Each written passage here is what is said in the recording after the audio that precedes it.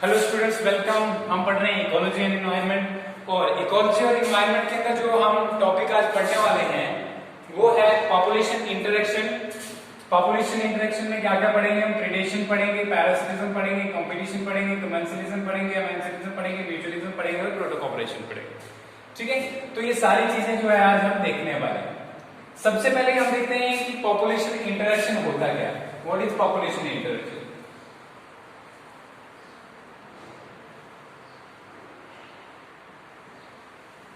ठीक है, तो पॉपुलेशन इंटरेक्शन से पहले आपको पॉपुलेशन के बारे में जानकारी होनी चाहिए कि पॉपुलेशन होता है क्या। तो पॉपुलेशन होता है a group of individual that interbreed. ठीक है, आर ये sexually reproduce to produce new offsprings, they are known as, क्या कहते हैं उनको? पॉपुलेशन। ठीक है, तो पॉपुलेशंस के बीच में इंटरेक्शन का मतलब है डिफरेंट जो इंडिविजुअल्स हैं, डिफरेंट पॉपुलेशन से जो बिलोंग करते हैं उनके बीच में कौन कौन सा तालमेल होता है, क्या इंटरेक्शंस होती है, कैसे कैसे वो एक दूसरे से इंटरेक्ट करते हैं। ठीक है, तो उसको हम क्या कहते हैं? Population interaction. अब सबसे पहले देखते हैं कि पॉपुलेशन इंटरेक्शन क्यों इंपॉर्टेंट जरूरी है। इंपॉर्टेंस देखते हैं पॉपुलेशन इंटरेक्शन का, फिर समझ आएगा कि पॉपुलेशन इंटरेक्शन क्या होता है। इंपॉर्टेंस की बात अगर करें हम, तो इंपॉर्टेंस में क्या है कि कोई भी एक, सबसे पहले एक जो है सिंगल जीनोटिपिक। आप जीनोटाइप फिनोटाइप अच्छे से जानते हो, जेनेटिक्स पढ़ चुके हो। ठीक है, जीनोटिपिक ऑर्गेनिजम्स, ठीक है, are generally belonging to one population, belonging to a single species, belonging to a single species, and all individuals of a species in a particular, residing कर देते हैं, residing in a particular area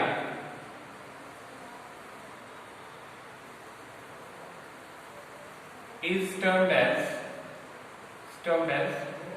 population। ठीक है, ये तो population का वो आ गया, डेफिनेशन आ गया। अब यहां पे एक जो स्टेप है हमारे पास वो क्या है? No population can sustain individual. इसका क्या मतलब है कि कोई भी पॉपुलेशन अगर जो है वो क्या करती है? इंडिविजुअली सस्टेन नहीं करती, अकेले में नहीं रह सकती। मतलब ऐसा ना हो कि अकेले में ग्रो कर रही है पॉपुलेशन, ऐसा कभी भी पॉसिबल नहीं होता है। तो इसलिए जो है उसको सबसे पहले जो अगर हम बात करें तो मोस्ट इंपोर्टेंट फैक्टर क्या है? ठीक है, individuals depend on other individuals depend on other individuals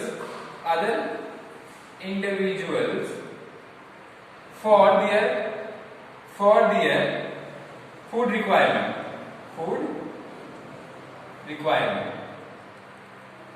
ठीक है, जो इंडिविजुअल्स हैं वो दूसरे इंडिविजुअल पर डिपेंड होते हैं, इसके लिए उनकी फूड रिक्वायरमेंट के लिए। ठीक है, जब तक ना ऐसे सपोज करो, जब तक प्लांट्स नहीं होंगे तो एनिमल्स कैसे सर्वाइव करेंगे, जब तक हार्बिवोर्स नहीं होंगे तो कार्निवोर्स कैसे सर्वाइव करेंगे। तो एक दूसरे पे प्लांट से उनको के प्लांट्स हम सोचते हैं कि वो अपनी खुराक खुद तैयार करते हैं, लेकिन उनको भी दूसरे माइक्रोब्स की जरूरत होती है। जैसे कि आपने पाइनस में पढ़ा था लास्ट टाइम, ठीक है, कि पाइनस में माइकोराइजे होता है। ठीक है, माइकोराइजे में क्या होता है? माइकोराइजे जो है रूट्स के अंदर फंगल एसोसिएशन होती है और उसके बिना बहुत सारे प्लांट्स ग्रो ही नहीं कर पाते। इवन दो कि बहुत सारे प्लांट्स जो हैं उनको नाइट्रोजन तभी मिल सकती है जब नाइट्रोजन फिक्सिंग बैक्टीरिया सॉइल में हो। तो फिर ये सारी चीजें, ये सारी पॉपुलेशंस एक दूसरे के ऊपर निर्भर हैं, और मोस्ट इंपोर्टेंट इंटरेक्शन जो किसके लिए होता है? उनका फूड रिक्वायरमेंट के लिए। ठीक है, क्लियर हो गया? तो ये आ गया हमारा क्या? Population interaction. अब हम देखते हैं कि किस किस टाइप का इंटरेक्शन होता है।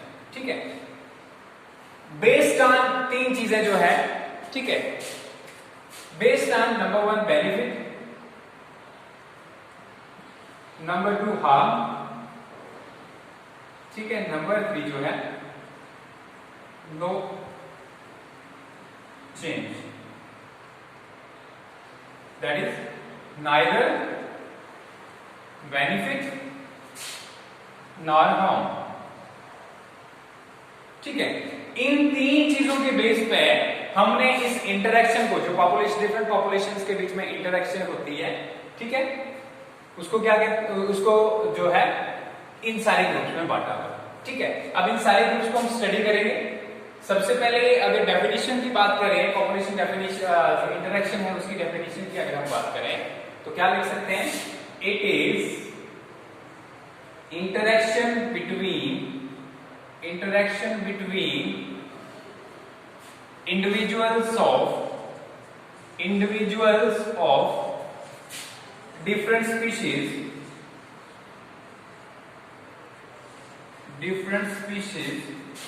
in order to generate a well-balanced ecosystem. ठीक है, तो क्या होता है, ये एक इंटरेक्शन होती है इंडिविजुअल्स के बीच में, डिफरेंट स्पीशीज के इंडिविजुअल के बीच में इंटरेक्शन होती है ताकि जो है एक वेल बैलेंस्ड इकोसिस्टम जनरेट हो जाए। ठीक है, इट इंक्लूड्स, अगर एग्जांपल्स साथ में डालनी होगी तो क्या लिख सकते हो? इट इंक्लूड्स, ठीक है, प्रीडेशन, ठीक है, पैरासिटिज्म एंड सो ऑन, ये सारी चीजें। ठीक है, तो ये सारी चीजें आ गई। अब हम देखते हैं एक एक चीज को। सबसे पहले देखते हैं प्रीडेशन होता है क्या। ठीक है, व्हाट इज प्रीडेशन? तो प्रीडेशन होता है capturing and killing of organism. ठीक है, क्या होता है? Capturing and killing of organism. Predation आ गया, प्रीडेशन में आ गया। प्रीडेशन क्या होता है? Capturing, killing and feeding on an organism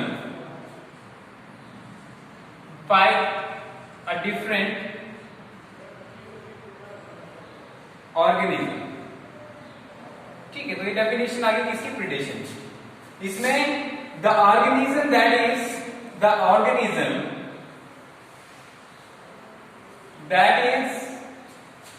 feeded upon, जिसको खाया जाता है, feeded upon is known as prey, क्या कहते हैं उसको? prey। and that organism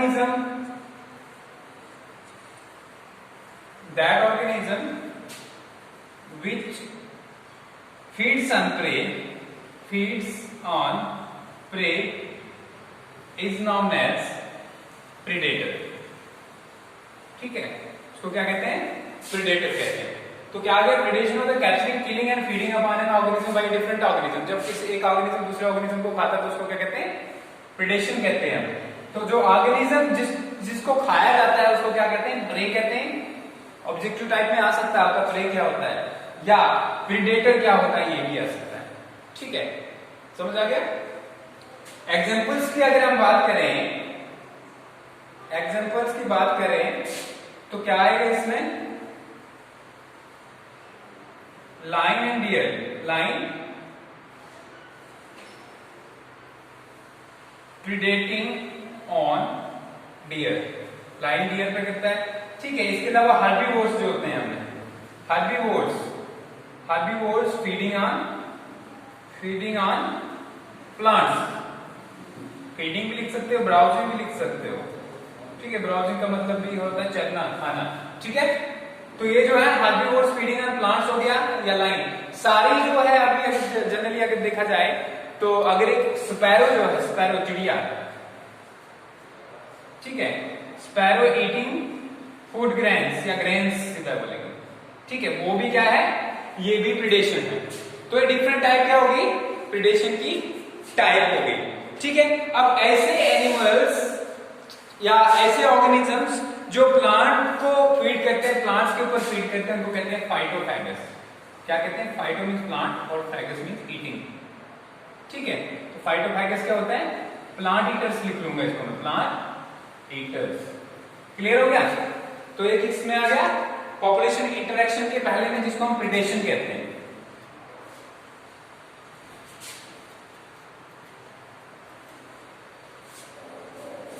ठीक है। अब हम अगर बात करें तो डिफेंस मैकेनिज्म जो है, डिफेंस अगेंस्ट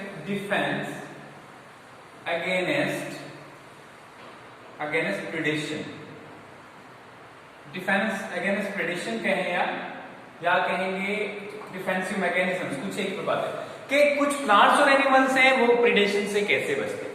तो प्लांट्स में मोस्टली अगर हम प्लांट्स की बात करें तो थॉर्न्स जैसे कि एकेशिया में होते हैं, थॉर्न्स इन एकेशिया, ठीक है। उससे जो है क्या करता है वो ब्राउजिंग से बचता है, जो एनिमल उसके ऊपर फीड करते हैं वो नहीं खा पाए उसको, इसलिए उसमें छोटे छोटे कांटे होते हैं, ठीक है। थॉर्न्स हो गए, या हमारे पास ओपनशिया है, ठीक है, स्पाइन्स प्रेजेंट होती है उसमें, ठीक है। इसके अलावा हमारे सिट्रस होते हैं, उन पे भी स्पाइन्स प्रेजेंट होते हैं। तो ये क्या है, ये प्लांट्स में डिफेंस मैकेनिज्म होता है, ठीक है। ये तो मॉर्फोलॉजिकल है। कुछ जो है फिजियोलॉजिकल, जैसे केमिकल्स सिक्रीट करते हैं। क्या करते हैं, केमिकल्स, समझ आ गया, केमिकल्स सिक्रीट करते हैं या कोई जो है आसपास सिक्रीशन करते हैं। जैसे करके स्मूदर क्रॉप्स होती हैं, स्मूदर क्रॉप्स, बार्ले हो गया, इसमें हमारा जौ जिसको कहते हैं हम, ठीक है। ये क्या करती है, अपने आसपास वीड्स को उगने नहीं देती है, ठीक है, ठीक है। ये मगर दूसरे में आ जाएगा, थोड़ा ये इसका चेंज हो गया, ठीक है। ये प्रे नहीं करते इसके ऊपर। अब ये हो गया, ये एक तो एक मैकेनिज्म ये आ गया। दूसरा मैकेनिज्म जो है हमारे पास क्या होता है, जैसे करके केमिकल सिक्रीट करना। केमिकल्स में क्या है, जैसे करके कैनाबिनॉइड्स हैं, कैनाबिनॉइड्स भांग में जो निकलते हैं, ठीक है। या फिर निकोटीन होता है टोबैको में, निकोटीन इसमें होता है, टोबैको में हो गया। ओपियम से ओपियोइड्स निकलते हैं, ठीक है। ये भी क्या करते हैं, ये डिफेंस मैकेनिज्म होता है ताकि प्लांट्स के ऊपर एनिमल्स जो है वो फीड ना करें, ठीक है। समझ में आ गया, तो ये हो गया। अगर कैलोट्रोपिस की बात करें हम, कैलोट्रोपिस जो है प्लांट है, ठीक है। ये जो केमिकल सिक्रीट करता है और अपने आसपास जो है दूसरे प्लांट्स को ग्रो नहीं करने देता, जैसे वीट वगैरह को ग्रो नहीं करने देता। ये आ गया डिफेंस मैकेनिज्म, किससे, प्रेडेशन से बचने के लिए। अब देखते हैं इंपॉर्टेंस क्या है। इंपॉर्टेंस की अगर हम बात करें तो नंबर 1, जो प्रे की पॉपुलेशन है, प्रे पॉपुलेशन इज कंट्रोल्ड। अगर खाने वाला कोई नहीं होगा तो पॉपुलेशन बढ़ती रहेगी, ठीक है। क्या होगा, पॉपुलेशन बढ़ती रहेगी, तो pray population is controlled. Number दूसरा क्या फायदा हमें, diversity is maintain, diversity is maintain. Diversity कैसे मेंटेन रहती है, अगर एक पॉपुलेशन ज्यादा बढ़ जाएगी तो उसके ऊपर जो प्रेडेटर फीड करेंगे तो इस तरह ये पॉपुलेशन कम रहेगी और दूसरी पॉपुलेशन भी साथ साथ में जो है क्या होगी, मेंटेन रहेगी। अगर एक पॉपुलेशन बढ़ जाएगी तो दूसरी जो पॉपुलेशन होगी उसके जो रिसोर्सेज होंगे, फूड वगैरह होंगे, उसके साथ कंपीट करेगी, तो एक खा जाएगी, उनके पास कुछ नहीं रहेगा, तो अल्टीमेटली मर जाएंगे, ठीक है। तो वो हो गया, समझ आ गया। तो ये जो है डायवर्सिटी मेंटेन रहती है। इसके अलावा अगर हम बात करें वेजिटेशन, और वेजिटेशन जो है, और चौथा है control, bio control of pests, ठीक है। वेजिटेशन कैसे मेंटेन होती है, क्योंकि आप देखते हो कि जो है, अगर सपोज करो अगर हमारे पास प्लांट्स हैं, ठीक है, एनिमल्स ज्यादा बढ़ जाएंगे तो प्लांट्स खत्म हो जाएंगे, लेकिन एनिमल्स भी ज्यादा नहीं बढ़ते, मतलब हर्बीवोर्स को ज्यादा नहीं बढ़ने दिया जाता है, क्योंकि उनको कार्निवोर्स फीड करते हैं। तो कार्निवोर्स जब इसको फीड करेंगे तो ये भी नहीं बढ़ेंगे, ठीक है। क्लियर हो गया। इसके अलावा बायो कंट्रोल ऑफ पेस्ट, बहुत सारी चीजें हैं जो हमें जो है कुछ प्रेडेटर्स जो होते हैं हेल्प करते हैं, ठीक है, प्रेडेशन से हेल्प करते हैं। जैसे करके क्या है, बायो कंट्रोल में यूज किया जाता है प्रेडेटर्स को। जैसे अगर हम बात करें तो अपनशिया जब है, ठीक है, अपनशिया जब बढ़ गया ऑस्ट्रेलिया के अंदर, तो उसको फीड करने के लिए क्या किया गया, एक लोकस्ट लाया गया, ठीक है, एक जो है इंसेक्ट लाया गया, ठीक है। तो इंसेक्ट जो है इसको अपनशिया के ऊपर फीड करने लगा, ठीक है, तो वो बच गई, अपनशिया मतलब जो है वो कम हो गया, ठीक है। इसी तरीके से मैना जो है, ठीक है, जब मैना को यूज किया गया मॉरिशस में, ठीक है, जब कैटरपिलर्स वहां पे बढ़ गए तो मॉरिशस में जो है मैना को यूज किया गया ताकि जो है क्या किया जाए, कंट्रोल किया जाए इसको, ठीक है। समझ में आ गया। इसके अलावा जो है गैम्बूसा फिश होती है और लेडी बर्ड बीटल जो होती है मॉस्किटो गैम्बूसा फिश होती है। क्या होती है, गैम्बूसा। ये किसके ऊपर फीड करती है, मॉस्किटो लार्वा के ऊपर, मॉस्किटो लार्वा, तो इससे क्या होता है कि लार्वा की पॉपुलेशन कम हो जाती है और मॉस्किटो खत्म हो जाते हैं, तो मलेरिया में भी कंट्रोल हो जाता है। ठीक है, इसके अलावा लेडी बर्ड बीटल, क्या होता है लेडी बर्ड बीटल, एक बीटल होती है, इंसेक्ट की टाइप होती है, ये एफिड्स के ऊपर फीड करती है। एफिड्स क्या होते हैं, आपने अगर कड़म खाई होगी गोल गोल जिसको कहते हैं, या कभी सरसों के खेत में गए होंगे तो आपने देखा होगा कि स्टेम के ऊपर बहुत छोटे छोटे छोटे छोटे छोटे कीड़े होते हैं, ठीक है, लाइसिस की तरह, तो क्या हो गया, उनके ऊपर फीड करती है। समझ आ गया? तो बायो कंट्रोल जो है इसमें भी इस्तेमाल होता है। क्या आ गया, प्रेडेशन। इसके बाद दूसरा देखते हैं पैरासिटिज्म। पैरासिटिज्म की अगर हम बात करें तो पैरासिटिज्म क्या होता है, पैरासिटिज्म होता है feeding on an organism, on an living organism without instantly killing, without instantly killing it. ठीक है, एक ऑर्गेनिज्म के ऊपर फीड करना, उसको दस्ती मारना, जैसे करके प्रेडेशन में आपने क्या देखा, उसको दस्ती मार दिया जाता है, और पैरासिटिज्म में दस्ती मारा नहीं जाता है, उसके ऊपर फीड करता रहता है। तो ठीक है, तो जो है that organism which gets nourishment is called parasite, and that which get harmed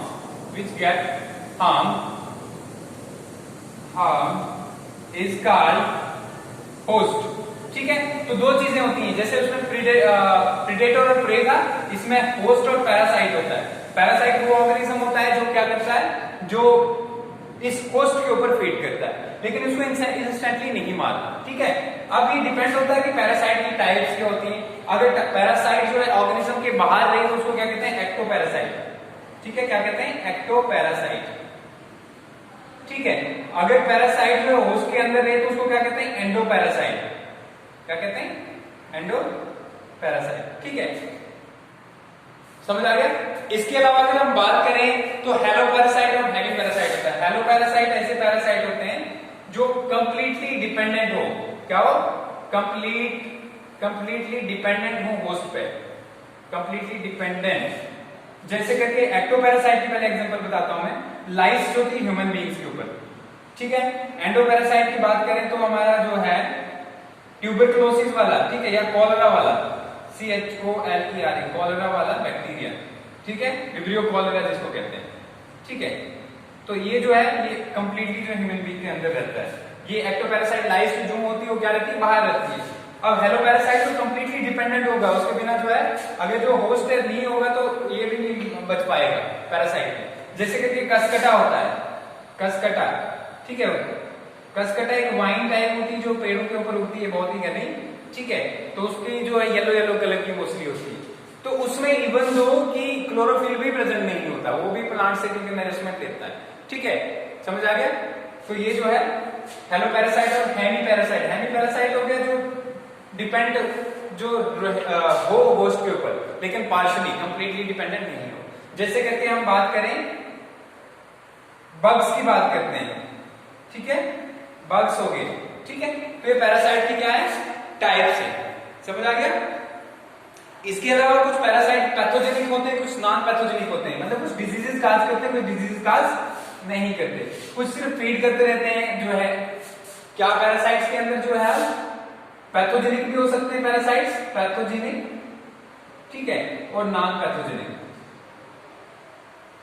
pathogenic में क्या क्या आएगा, पैथोजेनिक मीन जो डिजीजेस काज करते हैं, जैसे करके सैल्मोनेला टाइफिमुडियम, म्यूरियम आ गया, डिजीज काज करता है टाइफाइड वाली।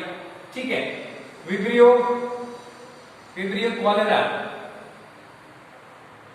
कॉलेरा, ठीक है, ये कॉलेरा की डिजीज काज करता है, तो ये पैथोजेनिक है, डिजीज काजिंग। नॉन पैथोजेनिक में जैसे टिक्स होते हैं, ठीक है, इस तरीके का एक जो है ऑर्गेनिज्म होता है किसके ऊपर, जो हमारे कैटल्स होते हैं उसके ऊपर, तो वो जो है टिक्स क्या करते हैं, उसको बाहर से फीड करते हैं, डिजीज इसके अंदर काज नहीं करते, सिर्फ उससे नरिशमेंट एक्सटेंट जो है लेते हैं, इसकी वजह से वो कमजोर होता है ऑर्गेनिज्म। ठीक है, ये हो गया। इसके बाद जो है ब्रूड पैरासिटिज्म है, कभी कभी पूछ लेते हैं ब्रूड पैरासिटिज्म क्या है, ब्रूड पैरासिटिज्म।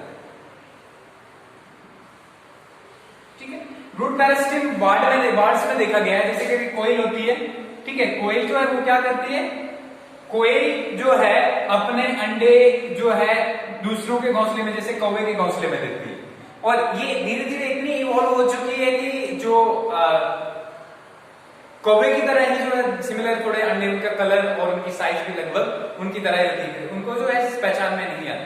ठीक है, तो इसको क्या कहते हैं, ब्रूड पैरासिटिज्म। समझ आ गई? ओके, तो ये क्लियर हो गया। अब एडेप्टेशंस देखते हैं, ठीक है, कि पैरासिटिज्म के लिए पैरासाइट्स जो है उनको क्या एडेप्टेशंस होती है। जो पैरासाइट्स होते हैं, जैसे करके अगर इंटरनल हमारे बॉडी के अंदर रहेंगे तो क्योंकि उनको एयर डायरेक्टली नहीं मिलेंगे तो एनारोबिक होंगे, एनारोबिक भी होंगे।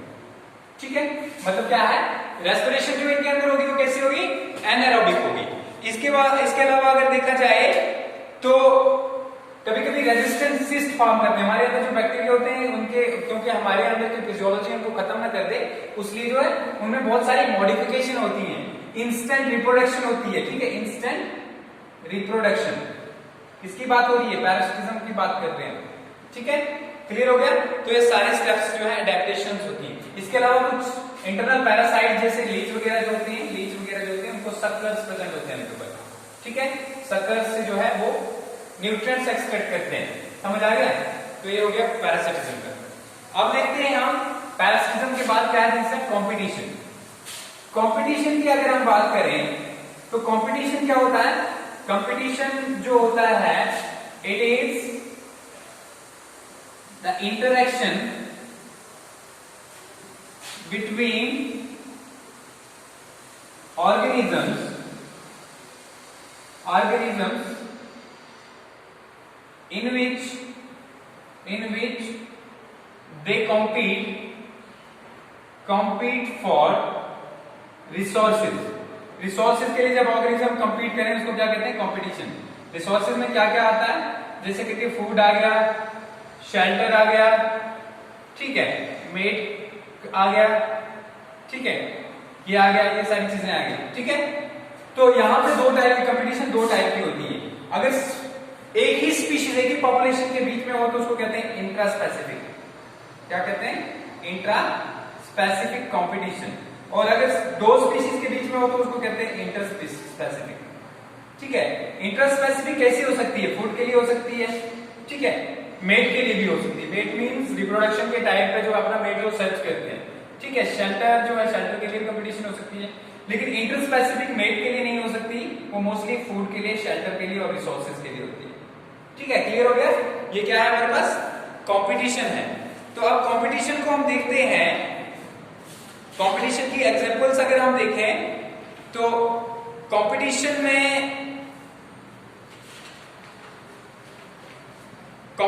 आती है राइवलरी होती है दो ग्रुप्स के बीच में, इंटरस्पेसिफिक और इंट्रास्पेसिफिक है।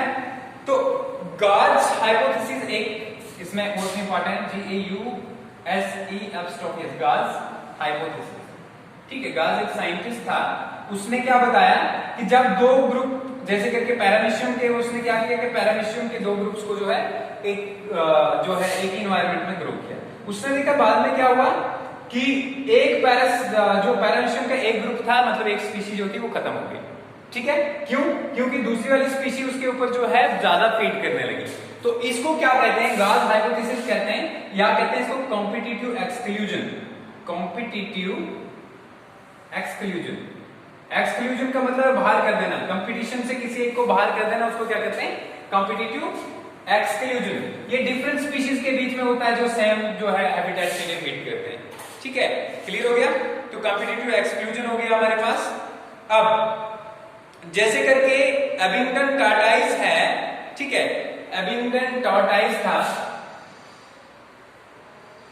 एबिंगटन टॉर्टॉइस, ठीक है, जब गोट्स को इंट्रोड्यूस किया गया कहां, गैलापागोस आइलैंड। आपने गैलापागोस आइलैंड के बारे में सुना होगा जब आप एवोल्यूशन पढ़ रहे होंगे, ठीक है, जूलॉजी में। तो उसने क्या देखा कि ये जो गोट्स हैं, ये ब्राउजिंग, इनकी ब्राउजिंग कैपेसिटी ज्यादा है, इसलिए इनको एबिंगटन टॉर्टॉइस जो है इसको क्या कर दिया, ये खत्म हो गया धीरे धीरे 10 सालों के अंदर जब गोट्स इंट्रोड्यूस की गई गैलापागोस आइलैंड के ऊपर। तो ठीक है, इसके अलावा अगर आप बार्नेकल की बात करें तो बैलेनस जो है कैथेमरस से, बैलेनस ठीक है, कैथालमैलस, ठीक है।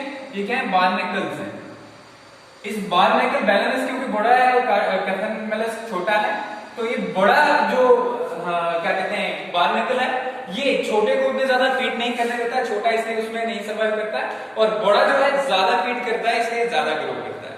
लेकिन ये वाली जो है इसको कहते हैं कॉम्पिटिटिव रिलीज, ठीक है, जहां पे एक लगभग खत्म हो जाए, खत्म नहीं हो टोटली, लेकिन ठीक है, इसको क्या कहते हैं कॉम्पिटिटिव रिलीज, ठीक है।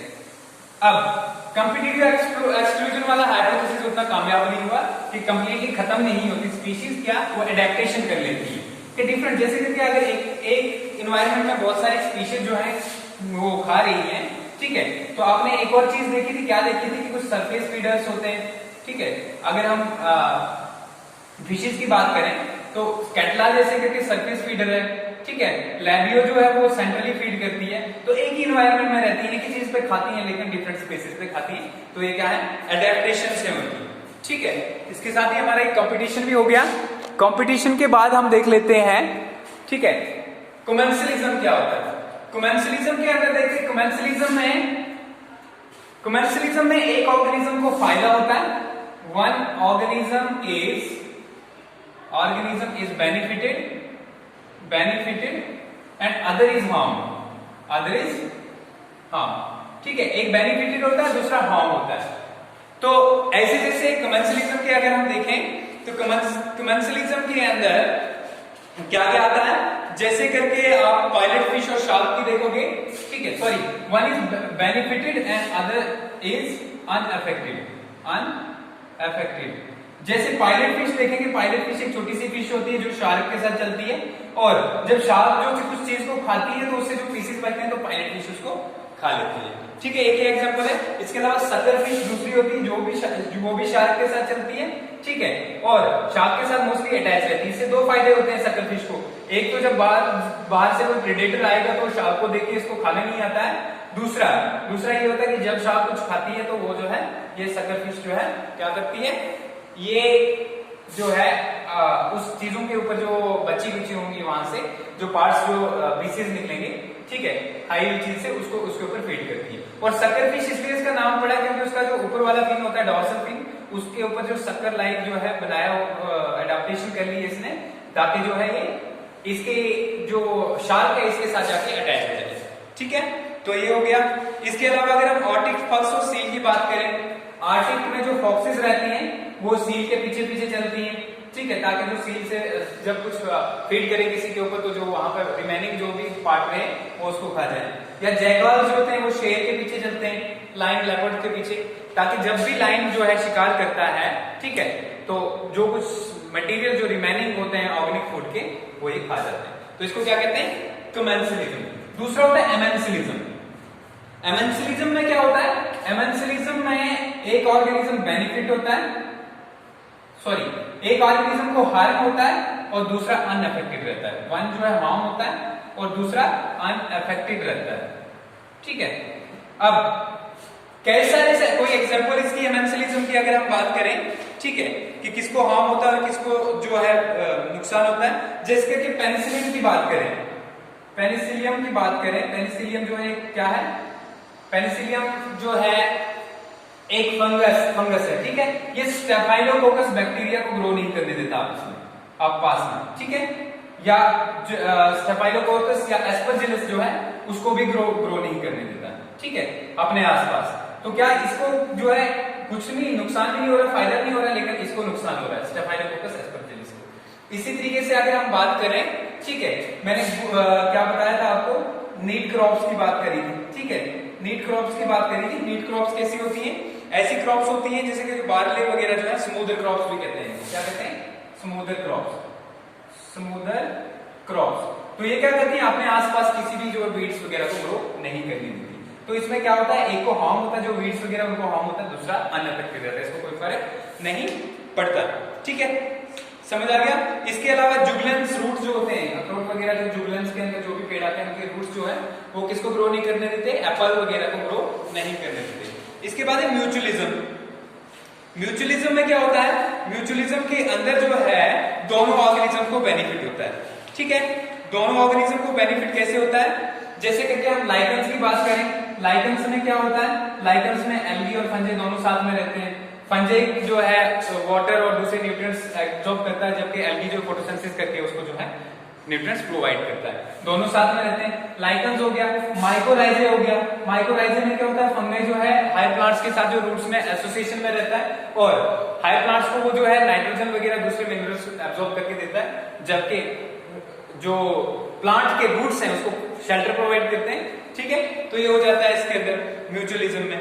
ठीक है, तो ये हो गया। इसके अलावा पॉलिनेशन सबसे बेस्ट एग्जांपल है म्यूचुअलिज्म की। पॉलिनेशन में क्या होता है, पॉलिनेशन में जो है जो प्लांट्स होते हैं उनके ऊपर बहुत सारे एनिमल्स इंसेक्ट्स वगैरह आते हैं और उसको पॉलिनेट करने में, प्लांट को पॉलिनेट में हेल्प करते हैं। और साथ में जो इंसेक्ट्स वगैरह को क्या बेनिफिट मिलता है, वहां से नेक्टर मिलता है और इवन तो फ्रूट्स भी मिलते हैं। ठीक है, सीड्स डिस्पर्सल के लिए जब एनिमल्स आते हैं तो फ्रूट्स भी जो है मिलते हैं और प्लांट को क्या फायदा मिलता है, सीड उसके डिस्पर्स होते हैं।